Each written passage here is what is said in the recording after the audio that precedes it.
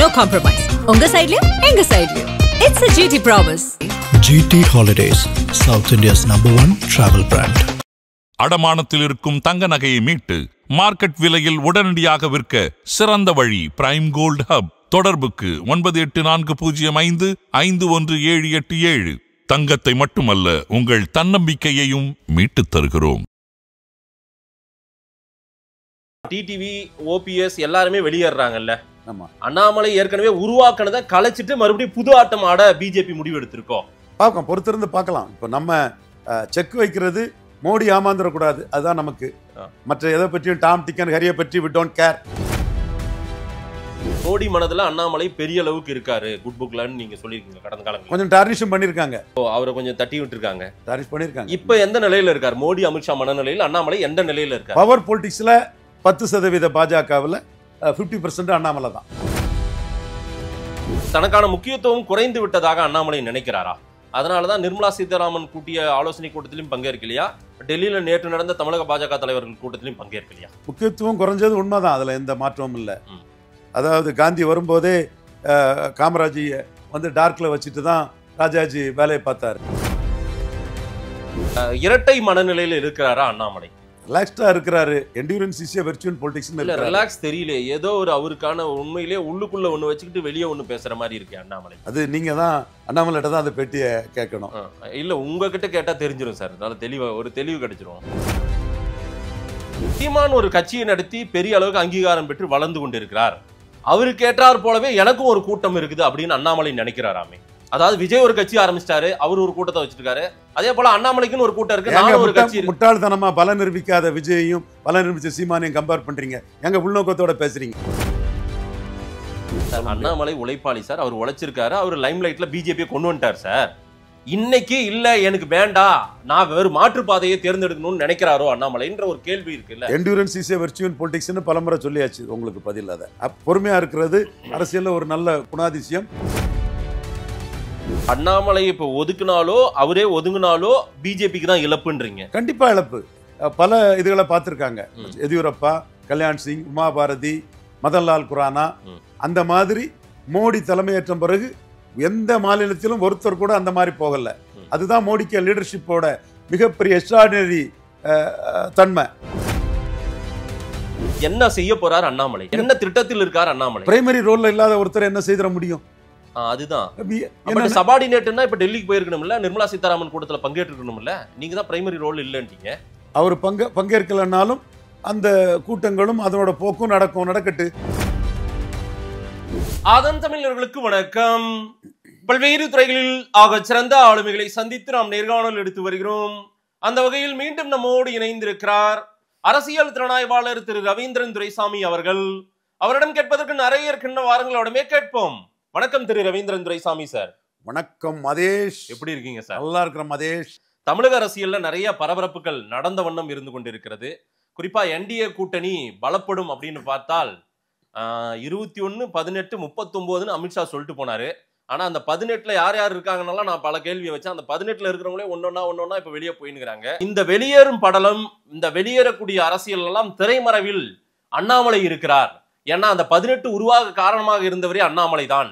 இன்னைக்கு அவருக்கான முக்கியத்துவம் பிஜேபியில குறையுது, அதனால திரைமறைவில் இந்த வேலையை செய்கிறார்ன்ற ஒரு குற்றச்சாட்டையும் ஒரு பார்வையும் கூட சிலர் வைக்கிறாங்க. அண்ணாமலை அரசியல் என்னவா இருக்கு இப்போ? அவர் என்ன பிளான்ல இருக்காரு சார்? சில அரசியல் நிகழ்வுல பிரசன்ட் ஆகுறாரு, பல அரசியல் நிகழ்வுல ஆப்சென்ட் ஆகுறாரு, ரொம்ப முக்கியமான கூட்டத்துக்கெல்லாம் போகாம தவிர்க்கிறாரு, கேட்டா கல்யாணத்துக்கு வரதுக்கெல்லாம் ஒத்துக்கிட்டேன்றாரு. உண்மையிலேயே அண்ணாமலை அரசியல் எதை நோக்கி போயிட்டு இருக்கு சார்? பின்னணியில் அண்ணாமலை இருக்கிறார். எது டிடிவி ஓபிஎஸ் எல்லாம் அதாவது என்டிஏ கூட்டணி எடப்பாடி முதலமைச்சர் வேட்பாளர்ன்றத இன்னுமே ஏற்றுக்கொள்ளாமல் தான் இருக்காரா அண்ணாமலை? அவர்கிட்ட பொறுப்பு இருந்தா இவங்களெல்லாம் போக விடாம காப்பாத்திருப்பாரு. அக்கா சோதரர் நயனார் நாயந்திரன் நான் சொல்லல. சரி, ஏதோ ஒரு மர்மம் இது பண்ணும்போது ஒரு மாநில தலைவரா தமிழிசை நயனார் நாயந்திரன் என்ன செய்திட முடியும்? அது நான் அவரை குறை சொல்ல விரும்பல. பட் அண்ணாமலை கிட்ட இந்த பொறுப்பு இருந்திருந்ததுன்னா அவரை முழுமையா வச்சு இதை கொண்டு போயிருப்பாங்கன்னா இதுவும் இன்டாக்டா இருந்திருக்கும். ஆக சோ அண்ணாமலை அந்த இன்டாக்டா வைத்திருந்த இதை யாரோ அதை சபடேஜ் பண்ணி அது டிஸ்மேண்டில் ஆகுது. இல்ல இது ஆட்டம் கலையுது, அதை பார்த்து அண்ணாமலை ரசிக்கிறாரோ? ஒருவேளை மெட்டீரியல் பொலிட்டிக்ஸ்ல ரசிக்க தான் செய்வாங்க. நம்மளோட திறமை வெளிப்படணும்னா நம்ம ஒரு அணியை கட்டமைச்சு 18% வாக்கெடுத்து திராவிட கட்சியான அதிமுக கொள்கையற்ற கட்சி காலியாகும்னு சொல்லி 1/3 ஏரியாவில் அவரை 3வது தள்ளணும். அந்த இடத்துக்குள்ள இன்னைக்கு வந்து நம்மளை நீக்கிக்கிட்டு திணறாங்கிறத ஒருத்தர் பார்த்து உள்ளுக்குள்ள அரசியல ரசிக்கத்தான் செய்வார். காமராஜர் இப்படிதான் ரசிச்சாரு. இல்ல எல்லாரும் உண்மையாவே கடைசியில காந்தி காமராஜை விட்டு அங்க காங்கிரஸ்ல நம்ம சொந்தக்காரன்னு ராஜாஜிக்காக இவர் பனியா அவர் பிராமின் செயல்பட்டோம்னா நம்ம முகத்துல கரிய பூசிக்கிட்டோம்னு வரராஜ நாயுடு சொன்னதும் அவர் மன்னிப்பு கேட்டு இனிமேல் காமராஜ் விஷயத்துல தலையிட மாட்டேன்னு பவர் பொலிட்டிக்ஸ் பண்ணாரு. அதே மாதிரி ஐயா மூப்பனாரும் ராஜீவ் காந்தி கிட்ட அது மூப்பனாரை மீறி நம்ம செயல்பட்டோம்னா அது இந்திய அளவுலேயே நமக்கு பாதிப்புன்னு ஒரு சூழ்நிலை இருந்தது. இங்க அந்த மாதிரிலாம் சூழ்நிலை இல்லை. ஏன்னா அந்த கட்சியே ஒரு பலகீனமான கட்சி. அது 35-40% பலம் கொண்ட ஒரு கட்சியில 20-25% பலம் கொண்ட ஒரு கட்சியில நடந்த அரசியல் இது. சிங்கிள் டிஜிட் கட்சியை இரட்டை இலக்கத்துக்கு கொண்டு வந்த ஒருத்தருக்கும் இடையில நடக்கக்கூடிய அரசியல். அண்ணாமலை வர்சஸ் எடப்பாடியை சொல்றீங்களா? அண்ணாமலை வர்சஸ் எடப்பாடியில எடப்பாடிக்கு ஆதரவா பாஜகவுக்குள்ளே நிறைய பேர் இருக்காங்க. சரி, அது எப்படி தமிழிசையை காலி பண்ணுன்னு நோட்டாக்கிழ கட்சியை கொண்டு போய் சீமான ஒரு சேதத்தில் இருந்த சீமானை பார்ப்பாரா? சீமானை பற்றி எப்படி போனாலும் அவன் சகோதரன் சீமானை பற்றி பேசுறான்றாங்க. இனி என்னப்பா செய்ய இதை எப்படி மறைச்சிக்கிட்டு பேச முடியும்? இல்ல எங்க சுத்தினாலும் சீமான் வந்துறாங்க எடப்பாடின்னு எங்கிட்டே சொல்றாங்க. இது எப்படிப்பா நான் மறைச்சிக்கிட்டு பண்ணிட முடியும்? அந்த இடத்துக்குள்ள காஸ் அண்ட் எஃபெக்ட்ல நீ இந்துத்துவா காலி பண்ணதுல தமிழ் தேசியம் எழும்பி இருக்குது. அதே மாதிரி அண்ணாமலை மேல உள்ள காய்ச்சல்லையும் பொறாமையிலையும் பாமகவை நம்பி விக்கிரவாண்டியில் கேண்டிடேட்டை விட்ட என்டிஏ ஈரோடு கிழக்கில் கேண்டிடேட்டை விடாம களத்துக்குள்ள, இது போலியான பிம்ப கட்டமைப்பு அல்ல, களத்துக்குள்ள ஒரு 15 நாள் ஸ்டாலின் வர்சஸ் சீமான், பெரியார் மண்ணா பெரியாரே மண்ணான்னு அந்த 18% என்டிஏ ஓட்டர்ஸும் சீமான ஹீரோவா பார்க்கக்கூடிய ஒரு சூழ்நிலையை களத்துல அண்ணாமலை மேல உள்ள கடுப்புல களத்தை விட்டு வெளியேறி சீமானுக்கு ஒரு ப்ரொஜெக்ஷனை கொடுத்துட்டாங்க. அதோட எஃபர்ட் 26ல தான் தெரியும். பட் ஆர்கே நகரோட அங்கேயும் டெபாசிட் அண்ணன் வாங்கியிருந்தா இன்னும் கொஞ்சம் கூடுதல் பலமா இருக்கும்ல. இங்க ஆர்கே நகர்ல என்ன 2.5% மட்டும் தான் வாங்கினாரு. ஆமா, அங்க மெரிட் என்ன களத்துக்குள்ள நின்று ஃபைட் பண்ணாரு. பாஜக ஃபைட் பண்ண முடியலங்கிறதான மெரிட். அந்த மெரிட்ல தானே அவர் இன்னையில இருந்து போயிட்டு இருக்கிறாரு. சரி, ஆனா டெபாசிட் வாங்குவார் நான் உங்கள்கிட்ட சொல்லல. ரைட் சார், சொல்லல நான் கணிச்சேன். ரைட். அண்ணாமலை இப்போ வந்து பிஜேபி வெற்றி பெறணும், என்டிஏ வெற்றி பெறணும், எடப்பாடி முதல்வர் ஆகணும்னு சொன்னதெல்லாம் அவர் முழு மனதோட அப்ப சொல்லலன்னு சொல்ல வரீங்களா ரவீந்திரன் துரைசாமி? கண்டிப்பா ஒவ்வொரு அரசியல்வாதியும் ஒவ்வொரு பேச்சுக்கும் இடையில பல அர்த்தத்தை வச்சுக்கிட்டு தங்களுடைய நன்மை, தங்கள் கட்சியின் நன்மை எல்லாத்தையும் ஒருங்கிணைஞ்சுதான் அந்த அரசியலை பண்ணுவாங்க. இந்த கட்சிக்குள்ள பவர் பொலிட்டிக்ஸ்ல ஒரு பெரிய ஆளு அண்ணாமலை. இன்னைக்கு மோடி வந்து எடப்பாடியை சிஎம்மா சொல்லுங்க, உள்ள அவர் முழுக்க அவரை முழுகடிப்போம், உள்ள ஃபைனலா பார்த்துக்கலான்னு ஒரு கருத்தை சொல்லும் போது அண்ணாமலை மோடி கருத்தை மீறி போக முடியாது. ஸோ அந்த வகையில் மோடி ஐயாவே சொல்றாருன்னு அண்ணாமலை சொல்றாரு. இதுல என்டூரன்ஸ் இஸ் ஏ வெர்ச்சுவல் பொலிட்டிக்ஸ்ங்கிறதுல அந்த சீட் ஷேரிங்ல தான் அந்த பிரச்சனையே வரும். சீட் ஷேரிங்ல தான் அந்த பிரச்சனையே வரும். இன்னும் 6-7 மாசங்கள் இருக்குது. இந்த போக்கு எப்படி போகுதுங்கிறதும் எடப்பாடிக்கும் பாஜகவுக்கு சீட் ஷேரிங் எப்படி இருக்குங்கிறது தான் நாம அடுத்த கட்ட அரசியல் எப்படி போகுதுங்கிறத நீங்க பார்க்க முடியும். நீங்க உங்களுடைய ஃபியூச்சர் பிளானை ஏதோ கணக்கிட்டு இதையெல்லாம் சொல்லணும்னு எதிர்பார்க்கறீங்க, சொல்ல வேண்டியவங்களுக்கு போய் சேரணும்னு நினைக்கிறீங்க. அது அடுத்த கட்டம். இப்ப ஒரு கூட்டணி அமைச்சிருக்கணும்ல, சொல்ல வேண்டியவங்களுக்கு போய் சொல்ல சேரனாலதான் தமிழ் மண்ணில் பல நிகழ்வுகள்ல ஆர்டி டீம் வந்து நிழலா பின்னாடி இருக்கும். பட் சில பாதைகளை எங்களாலையும் மாற்ற முடியும், செய்வோம். அதுவும் டிக்ளேர் பண்ணி வெளிப்படையா தான் செய்வோம். பட் அலைன்ஸை கட்டமைக்க முடியல. அமித்ஷா ஒரு வருஷத்துக்கு முன்னாடியே வந்து அதிமுக அலைன்ஸை உறுதிப்படுத்திட்டு போனாரு. ஆனா இருந்தவங்களை கூட தக்க வைக்க முடியாத நிலையில தானே இன்னைக்கு இருக்குது. அதுல அந்த மீட்டிங் புதுசா வரும்போது இருக்கவங்களை எல்லாத்தையுமே பரேட் பண்ணியிருந்தா அது அந்த பிரச்சனை வந்திருக்காது. ரைட்டு. 20% சொல்லி சிங்கிள் 20, அந்த 20% எடப்பாடி பழனிசாமி கொடுத்த ஓட்டு 21% சார். அது அமித்ஷா சொல்றாருங்க. அதுக்காக நான் அப்படியே ஒத்துக்க மாட்டேன். முபாரக்கு ஒரு 1/2% கொடுக்குறேன், சகோதரர் புதிய தமிழன் கிருஷ்ணசாமிக்கு ஒரு 1/2% கொடுக்குறேன், 20 தான். அப்படியே 18ல எவ்வளவு பெர்சன்டேஜ்னு பிஜேபி பிரிச்சு காட்டுறீங்களா? எனக்கு இல்ல தம்பி, ரெட்டலையில விழுந்த ஓட்டை அமித்ஷா சொல்றாரு 21. ஆமா, அதுல ரெட்டலையில தான் முபாரக்கும் கிருஷ்ணசாமி நின்னாருன்னு நான் சொல்றேன். 23ல 21 அவர் சொல்றது. 23 தனிச்சின்னத்துல நின்ன பிரேமலதா ஓட்டு வேற தம்பி. நீங்க திரும்ப திரும்ப பல்பு வாங்காதீங்க தம்பி. நான் கரெக்டா தான் அந்த இடத்துல போயிட்டு இருக்கிறேன். அமித்ஷா சொல்றதே தப்புன்னு சொல்லி 1% ரெட்டையில நின்னால அவர் ஆல் இண்டியாவில் இருக்கிறாரு. அந்த 21 பார்த்து கொடுக்குறாரு. 20 தான் நான் சொல்றோம்னா அமித்ஷா சொல்றதே தப்புன்னு சொல்றோம்னா அத அந்த அளவுக்கு நான் 1% கூட எடப்பாடிக்கு நல்லது நடந்துடக்கூடாதுன்றதுல தெளிவா இருக்கீங்க. அந்த 20 அவருக்கான ஓட்டு தான், ரெட்டலிக்கான ஓட்டு அல்ல. சரி, எடப்பாடிக்கான ஓட்டு தான். எம்ஜிஆர்கா ஓட்டோ ஜெயலலிதா ஓட்டோ ரெட்டலிக்கா ஓட்டோ நான் சொல்ல மாட்டேன். புரியுதா? இப்போ இவ்வளவு ஆனஸ்ட்னு புரியுதா? ஏன்னா நம்ம அந்த பிரச்சாரத்தை பண்ணணும். அந்த பிரச்சாரத்தின் அடிப்படையா 3 தொகுதியில நாடார் தொகுதியில டெபாசிட் இழக்க வைப்போம்னு சொன்னோம். அங்க மீனவரும் போடல, ஆசாரியும் போடல, வண்ணாரும் போடல, நாவிதரும் போடல. 3 தொகுதியிலும் டெபாசிட் இழப்பு. கன்னியாகுமரியில 4%, திருநெல்வேலியில 8%, முபாரக்கு, கிருஷ்ணசாமி, பிரேமலதா அம்மையார், கேப்டன் விஜயகாந்த் சிம்பதி இருந்தோம். அதே மாதிரி தூத்துக்குடியில டெபாசிட் இழப்பு. கேண்டிடேட் கூட நம்ம சித்த வைத்தியர் வேலுமணி, கொஞ்சம் செல்வாக்கான குடும்பம், பண்டார விலையில அவர் கொஞ்சம் ஓட்டு கூடுதலா கூட அவரால் கிடைச்சிருக்கோம். சோ நாம சொன்னது மாதிரி அந்த 3 தொகுதியிலையும் நம்ம செயல்படுத்தி காட்டினவங்க. அதையும் மீறி அவர் தமிழ் மண்ணில் 20% அவர் கேண்டிடேட் எடுத்துட்டாங்கன்னா அது அவருக்கான ஓட்டு, ரெட்டலிக்கான ஓட்டுணும், எம்ஜிஆருக்கான ஓட்டுணும், ஜெயலலிதாவுக்கு ஓட்டுணும். பூமரங்கள் மாதிரி நான் பேச மாட்டேன். ஏன்னா எனக்கு அதுல தெரியும்.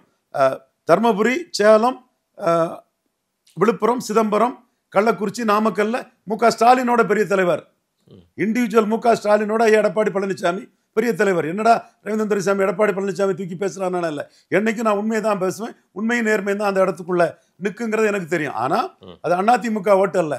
மக்கள் திலம் எம்ஜிஆர் கட்சி ஆரம்பிக்கும் போது 100 வன்னியருக்கு 20 வன்னியர் தான் மக்கள் திலம் எம்ஜிஆருக்கு ஓட்டு போட்டான். அவருக்கு தமிழ்நாட்டில் 130 பேர் மக்கள் திலகத்துக்கு தலைவிக்கு வாக்களிச்சாங்க. வன்னியர்ல 20 பேர் தான் வாக்களிச்சான். வன்னியர் 40% முத்தமிழர் கலைஞருக்கு வாக்களிச்சு அவரை லீடரா நிறுத்தி வச்சது வன்னியர் தான். இப்ப வன்னியர் 60 பேர் எடப்பாடி பழனிசாமிக்கு வாக்களிச்சிருக்கிறான். வன்னியர் சமூக சகோதரர்கள் 10.5க்கு தங்களோட பிரஸ்டீஜியஸ் இதுக்காக செய்தாருன்னு அது எக்ஸிக்யூட் ஆகல, அங்கீகரிச்சாருன்னே 60% வன்னியர் சமூக சகோதரர்கள் வாக்களிச்சிருக்காப்புல. அதே மாதிரி பறையர் சமூகம் 40% மக்கள் திலம் எம்ஜிஆருக்கு வாக்களிச்சாங்க. இன்னைக்கு 10% கூட எடப்பாடி பழனிசாமிக்கு வாக்களிக்கல. இந்த 10% இடத்துல எங்க கொண்டு போகணும்லாம் நான் சொல்லாண்டா. நீ அது மக்கள் சொல்லி இருக்காங்க, மக்களே புரியும். ரவீந்திரன் எங்க தள்ளி விடுறதுக்கு முயற்சி பண்றான்னு தெரியும். சோ அந்த அதிமுக வேற, அந்த ரெட்டலை வேற, அந்த எம்ஜிஆர் வேற. இது எடப்பாடிக்கான ஓட்டு. எம்ஜிஆர் ஜெயலலிதா ரெட்டலை தாண்டி எடப்பாடிக்கான ஓட்டுன்னு நான் சொல்றேன். அப்ப இந்த ஓட்டுல யாரு டேமேஜ் பண்ண முடியும்னா, இந்த ஓட்டுக்குள்ள யார் டேமேஜ் பண்ண முடியும்னா அண்ணாமலை டேமேஜ் பண்ண முடியாது. சரி, டிடிவியும் சசிகலாவும் 40 டேமேஜ் பண்ணி 33 ஆக்கிட்டாங்க. ஓபிஎஸ் 33 டேமேஜ் பண்ணி 20 ஆக்கிட்டாரு. இந்த 20க்குள்ள செங்கோட்டையன் டேமேஜ் பண்ண முடியும், சிவி சண்முகம் டேமேஜ் பண்ண முடியும், நண்பர் கேபி முனிசாமி டேமேஜ் பண்ண முடியும். இல்ல இதுல டேமேஜ் பண்ண முடியாது. கேபி முனிசாமி செங்கோட்டையனுக்கு பிறகு இதெல்லாம் வரும்ன்றீங்க. ஏதோ சீட்டு கட்டல ஒரு சீட்டா ஒரு மாதிரி சொல்றீங்க. நம்ம ஒரு மிஷன்ல இருந்தாருன்னா நம்ம செய்யறது செய்துட்டு தானே சார். உங்க மிஷன் விடுங்க. ஆனா அண்ணாமலைக்காக நீங்க இவ்வளவு அழுத்தமா சொன்னீங்க. அண்ணாமலையை ஒரு பெரிய போர்ஸா சொன்னீங்க.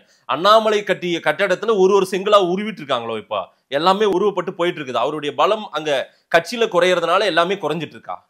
அண்ணாமலையை தான் தலைவர் போஸ்ட்ல இருந்து எடுத்துட்டாங்களே. சரி, பட் மூப்பனார் மாதிரி, காமராஜ் மாதிரி 35-40% காங்கிரஸ்ல காமராஜ் இருந்த மாதிரி, 20-25% காங்கிரஸ்ல மூப்பனார் இருந்த மாதிரி, 10-12% பிஜேபிக்குள்ள அண்ணாமலை ஒரு முக்கியமான ஆளு நான் சொல்றேன்.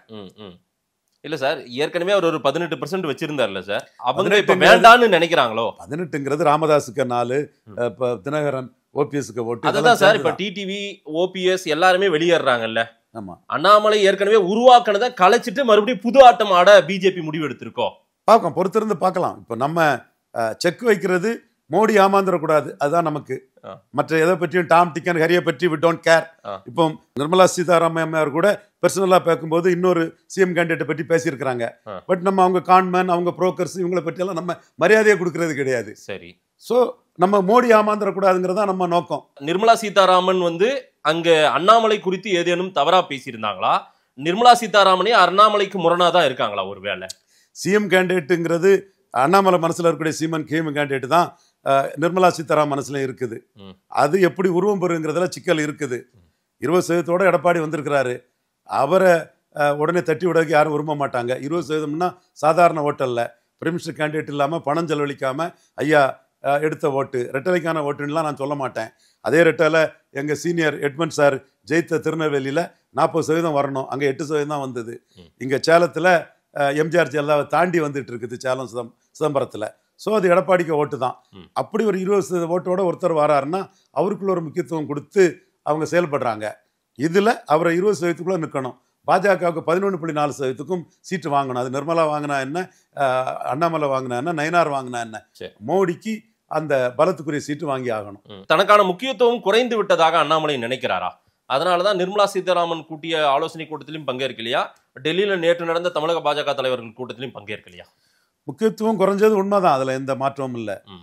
அதாவது காந்தி வரும்போதே காமராஜியை வந்து டார்க்ல வச்சுட்டு தான் ராஜாஜி வேலையை பார்த்தாரு. பட் காங்கிரஸ்னா காமராஜ் தாண்டி தெரிஞ்சுக்கிட்டு தன்னோட சொந்தக்காரருக்காக பனியா காந்தியை சொல்லக்கூடாது, காந்தி பெரிய மகாத்மா, தான் இதுக்கு மேலே போனால் நம்ம சீப்பாயிருவோம்னு அந்த இடத்துக்குள்ளே காமராஜ்கிட்ட என்னமோ காமராஜ் விஷயத்தில் தலையிட மாட்டேன், காமராஜ் தான் காங்கிரஸ்ன்ட்டு காந்தியே போனார். அதே தமிழ் மண்ணில் இன்னைக்கு ஒரு பெரிய அரசியல் சக்தியாட்டு பாஜக லெவலுக்குள்ளே அன்னைக்கு பெரிய காங்கிரஸுக்குள்ளே காமராஜ் இருந்த மாதிரி, ஐயா மூப்பனார் காங்கிரஸுக்குள்ளே இருந்த மாதிரி பாஜகவுக்குள்ளே அண்ணாமலை இருக்காருங்க தான் உண்மை. மோடிக்கிட்ட இதை தான் நாங்கள் சொல்கிறோம், சந்தோஷ்கிட்ட இதை தான் சொல்கிறோம், நட்டாட்ட இதை தான் சொல்கிறோம், அமித்ஷாட்ட இதை தான் சொல்கிறோம். நாங்கள் வெளிப்படையாக தான் சொல்கிறோம். ஆனால் என்ன முடிவில் இருக்கிறார் அண்ணாமலை சார்? அதாவது இரட்டை மனநிலையில் இருக்கிறாரா அண்ணாமலை? ரிலாக்ஸ்டாக இருக்கிறாரு. Endurance is a virtual politics. இல்லை ரிலாக்ஸ் தெரியல, ஏதோ ஒரு அவருக்கான உண்மையிலே உள்ளுக்குள்ளே ஒன்று வச்சுக்கிட்டு வெளியே ஒன்று பேசுகிற மாதிரி இருக்கு அண்ணாமலை. அது நீங்கள் தான் அண்ணாமலைகிட்ட தான் அந்த பேட்டியை கேட்கணும். இல்லை உங்ககிட்ட கேட்டால் தெரிஞ்சிடும் சார், அதனால் ஒரு தெளிவு கிடைச்சிரும். ஓரளவு அண்ணாமலையோட நகர்வுகளை நான் கணிச்சு சொல்கிறேன்.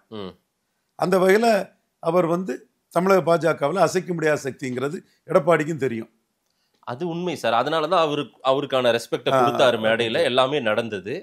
திரும்பி நிர்மலா சீதாராமனுக்கு அவங்க மரியாதை கொடுத்துட்டு வெளியேறும் போது கூட அண்ணாமலையை பார்த்துட்டு அந்த மரியாதை செலுத்திட்டு போறாரு எடப்பாடி. ஆனால் அண்ணாமலை இன்னுமே வந்து சிலவற்றை ஏற்றுக்கொள்ள முடியாமல் அவருடைய மனதுல வேற ஒண்ணு ஓடிட்டு இருக்கு, ஆனா வெளியே ஒண்ணு அவர் நடிக்கிறார். ஒரு உரையில ரெண்டு கத்தி இருக்க முடியாதுங்க. அதுதான் Edappadi versus Annamalai, Edappadi versus Sengottaiyan. Edappadi versus Annamalai, Edappadi versus Sengottaiyan. இந்த செங்கோட்டையன் விஷயத்துல, டிடிவி தினகரன் வெளியேறிய விஷயத்துல, ஓபிஎஸ் என்டிஏ கூட்டணியிலிருந்து வெளியேறிய விஷயத்துல அண்ணாமலை இருக்கிறாரா? எப்பா அவங்கள என்ன குழந்தைங்களா? அவர் சிஎம்ஏ கமாண்ட் பண்ணவர் டிடிவி. ஓபிஎஸ் எவ்வளவு எக்ஸ்பீரியன்ஸ் உள்ள ஒரு பெரிய தலைவர். இன்னொருத்தர் சொல்லி அவங்க முடிவு எடுக்கணும். இண்டிபெண்டன்ட் லீடர்ஸ் ரெண்டு பேருமே. பட் அண்ணாமலைக்கு அவங்க எப்பவுமே ஒரு முக்கியத்துவம் கொடுத்துட்டு பேசிட்டு தானே இருந்தாங்க. ஓபிஎஸ் கண்டிப்பா அந்த முக்கியத்துவம் அண்ணாமலைக்கு டிடிவி கொடுத்தது மிகவும் நேர்த்தியானது, நியாயமானது.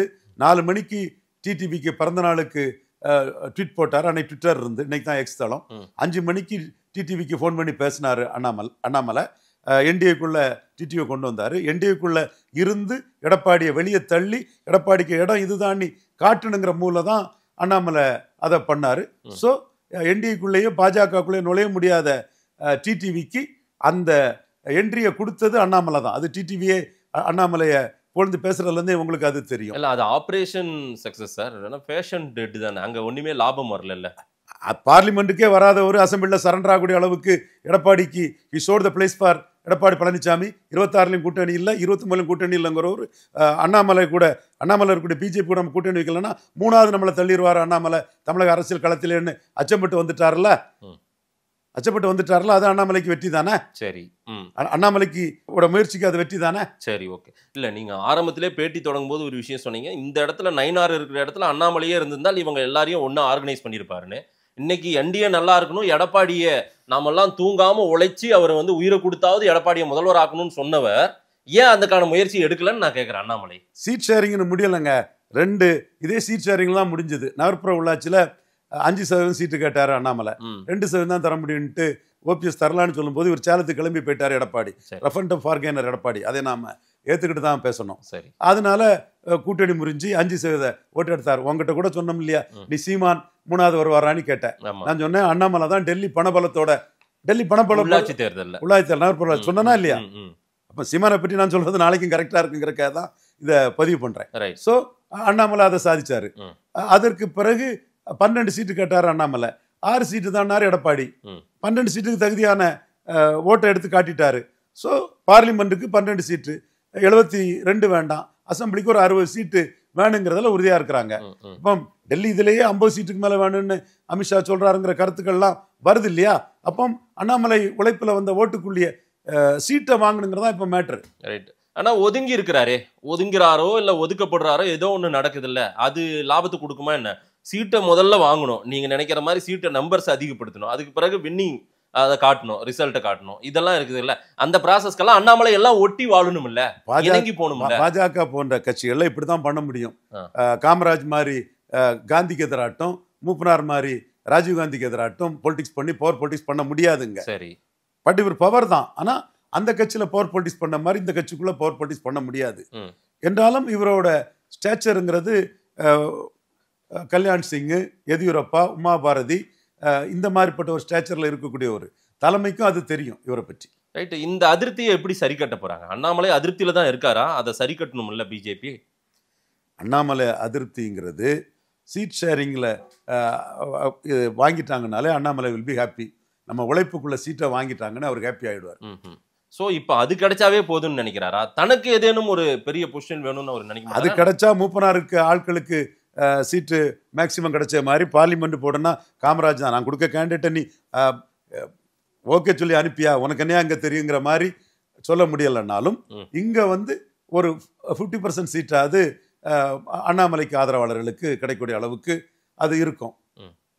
அப்போ அவர் ஒரு பெரனியல் பவராட்டு தமிழக பாஜக இருக்கக்கூடிய அளவுக்கு தான் அது இருக்கும். இல்லை சார், சீட்டு நம்பர்ஸ் அதிகமாக வாங்குறது அண்ணாமலையோட திட்டம். அதாவது 2 ரெட்டை இலைக்கு ஒரு தாமரை, 2 ரெட்டை இலைக்கு ஒரு தாமரை, இதுதான் அண்ணாமலை பிளான்.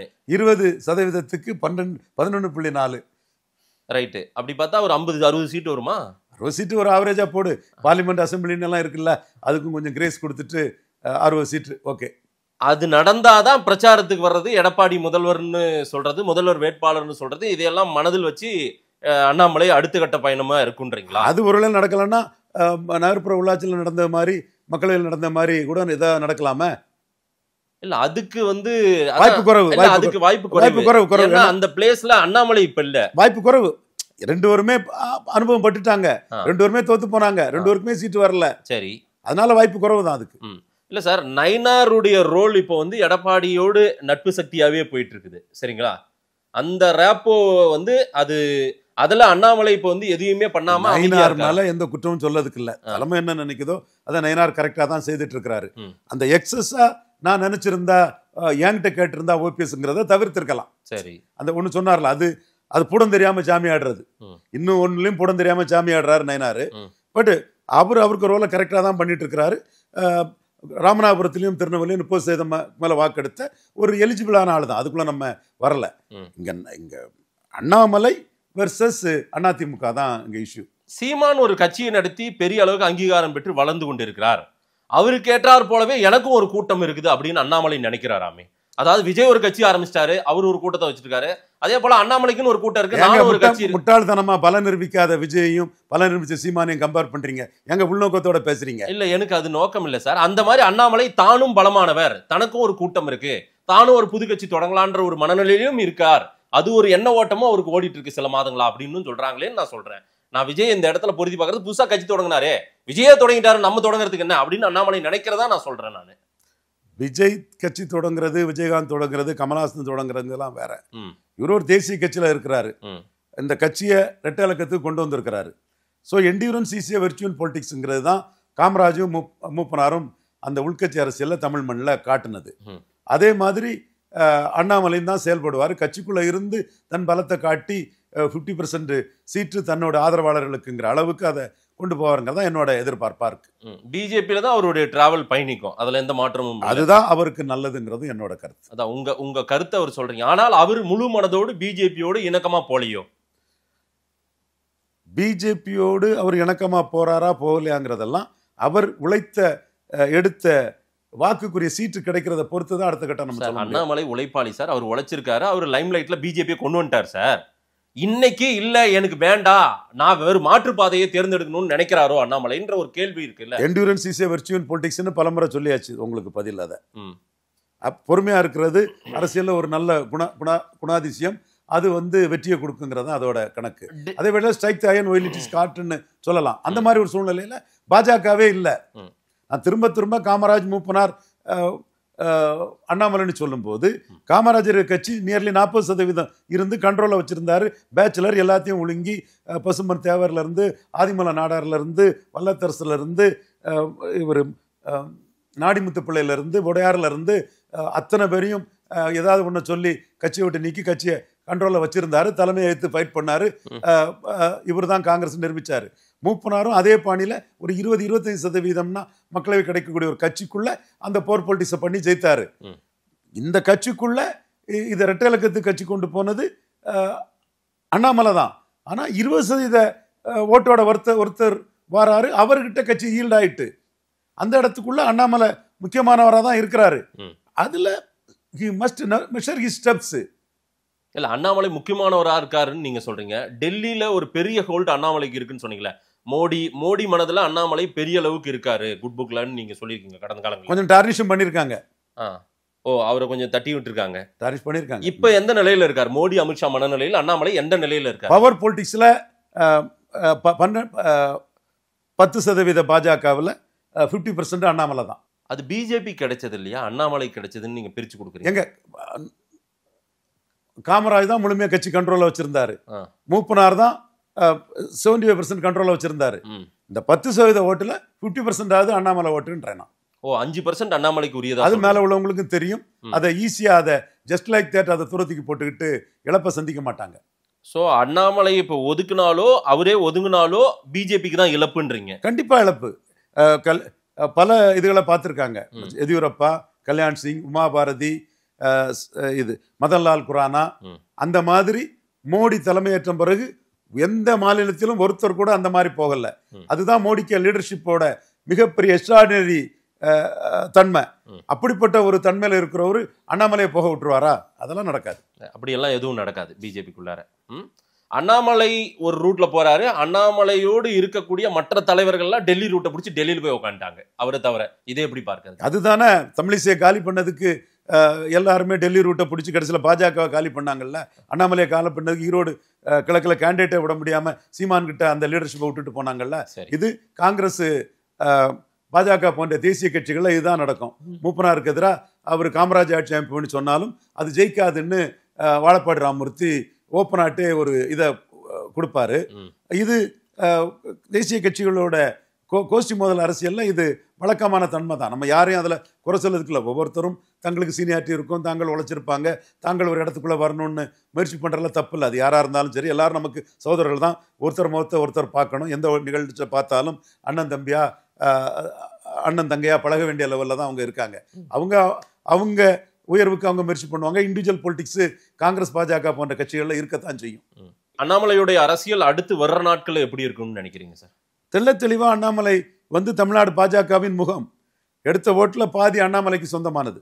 அது ஓகே சார், அந்த ஸ்டேட்மெண்ட்டை நானும் வழிமொழிகிறேன். ரைட்டு, நன்றி. ஆனால் என்ன செய்ய போறார் அண்ணாமலை?